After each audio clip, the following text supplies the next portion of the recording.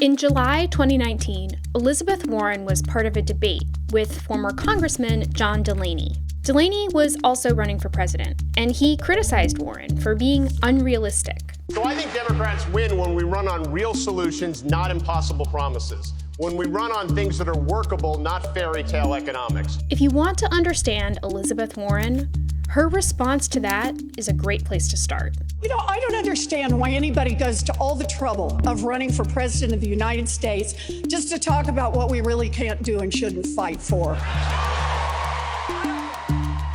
Elizabeth Warren wants to make really big changes to the way things work. It's going to take big structural change in America. It's a thread you can find throughout her career, from her years as a law professor, to her creation of a new federal agency, to her time as a U.S. Senator. Warren doesn't want to revert America back to a time before Trump. She wants to change something more fundamental about the country's institutions. We can't fix this broken system by only treating symptoms. So, where did that idea come from? Is it what we want? And if it is Elizabeth Warren the best person for the job? In the early 2000s, Elizabeth Warren wasn't a politician yet.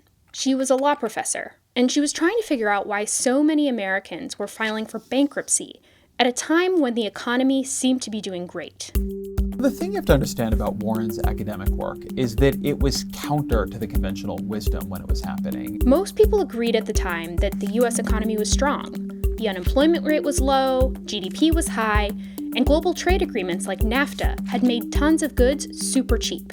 But Warren saw that underneath it all, something in American life had changed. Families live in a much more dangerous economic world than they did a generation ago. One thing Warren was doing was refocusing how we thought about the economy from what was happening in the economy to what was happening to families themselves. In particular, she noticed that to cover basic expenses, American families were taking on more and more dangerous loans. Alan Greenspan was sworn in for his 5th term as chairman of the Fed. This makes the time ripe for a conversation with Elizabeth Warren. Alan Greenspan, our national economic leader, has stood up for the last 4 years and told Americans, borrow against your house. It helped her realize before almost anyone else that something bad might be coming in the economy. That's really scary financial advice for someone to be giving American families. And what frightens me is millions of American families have taken that advice. Warren said those things in 2004. 4 years later, she turned out to be right. 1 in every 500 homes defaulting on their mortgage. Economists worry the housing slump will plunge the broader economy into a recession. The federal government Tuesday began pumping billions of dollars into U.S. banks. Citigroup and Wells Fargo are each getting $25 billion. Is there a word for your emotions, mood, watching all of this? I think I alternate between furious and astounded. We bailed them out, and they keep all the profits, and the taxpayers pick up all the losses. So there's this moment in 2009. The recession is on full blast.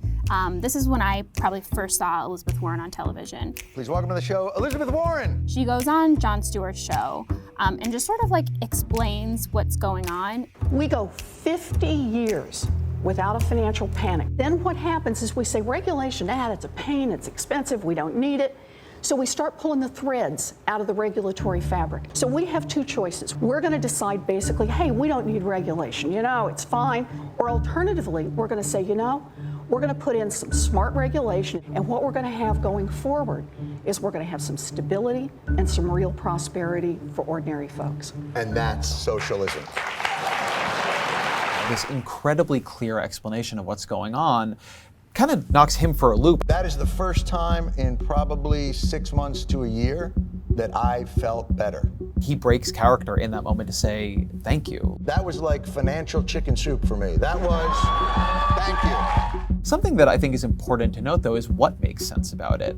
Something that has been a through line of Warren's career is that complexity is something that the powerful wield against the powerless. And complexity is something that people use to shift blame. Well, if the financial crisis is too complex for anybody to understand, you can't fix it, and you definitely can't blame anybody for it. What is distinct about Warren, in my view, is that she does understand these problems so well.